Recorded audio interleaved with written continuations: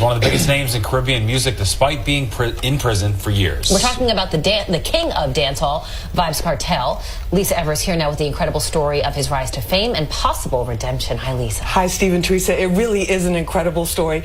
For years, millions of fans around the world have been chanting the phrase, "Free Worl'boss," one of the many names for dancehall superstar Vybz Kartel. A court ruling by a 3-judge panel on his case and release from prison is expected soon. But lockdown hasn't kept the king of dancehall from dropping new music. He's getting a big boost from some popular vloggers who are proof of his growing popularity and influence around the world.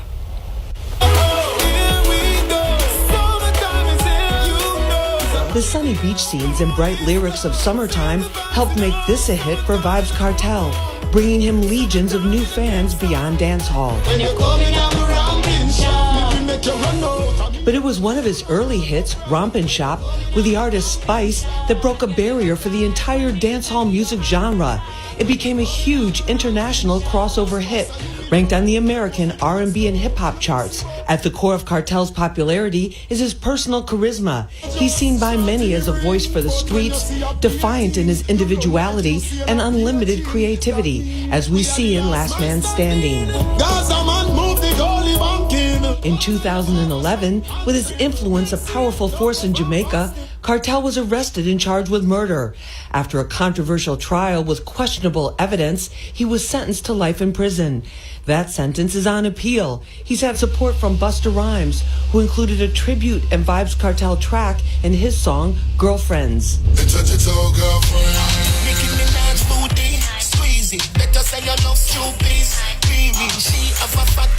Kartel remains a dominant force in part due to continual coverage and analysis from dancehall vloggers. The most prominent include Wiz and Shakira, the husband and wife team behind JA Radio TV in Toronto, and the mysterious Yeti Boss.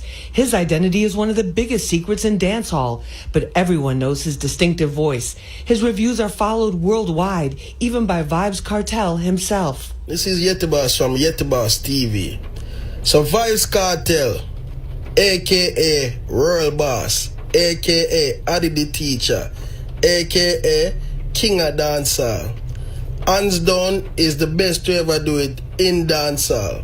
So Vybz Kartel is definitely one of the most lyrically potent artists to have ever graced the genre of dancehall. I completely agree.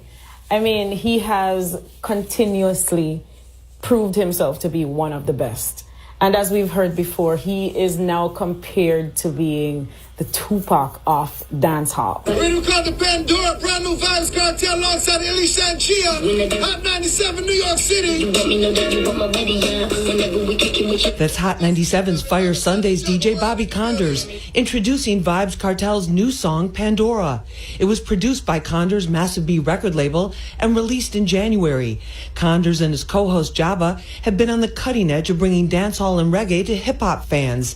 He tells me Vybz' mass appeal jumped off in 2004 with Picture This. The tempo and his vibes, and he was working with Bounty Killer at the time, and then that was, you know, it kind of catapulted him, and he just connected with that, you know, that particular generation of kids. Condors has been working with Kartel since the songs were on vinyl and tells me he's one of the most prolific artists he's ever known, sometimes writing 4 to 5 songs a week.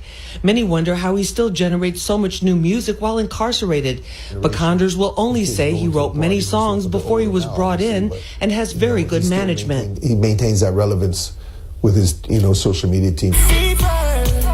One of Kartel's most commercially successful songs, Fever, was released in 2016. He is the most streamed artist, being incarcerated. And that is proof enough that he is the greatest dancehall artist that we have ever seen. Some might say even the king of dancehall, the rightful No, he's definitely ruler the king of dancehall right now. Believe me, this man is incarcerated and he's actually dominating dancehall. Dominating over artists who actually have their freedom, right, who are able to perform, to tour, to record. Vybz Kartel is a person who speak from the ghetto, speak from the inner city. All the people who are out there who had certain things to say and was afraid to say it. Vybz Kartel was that outlet who you can always depend. Now, I spoke with Vibes Cartel's attorney, Tom Tavares Finson. He told me he was declining our interview request because they are awaiting the decision on their appeal of the murder conviction. He believes that could happen within a few weeks, and if the guilty verdict is overturned, Cartel could soon be a free man. Steve? That's a wild story. All right, thank you, Lisa.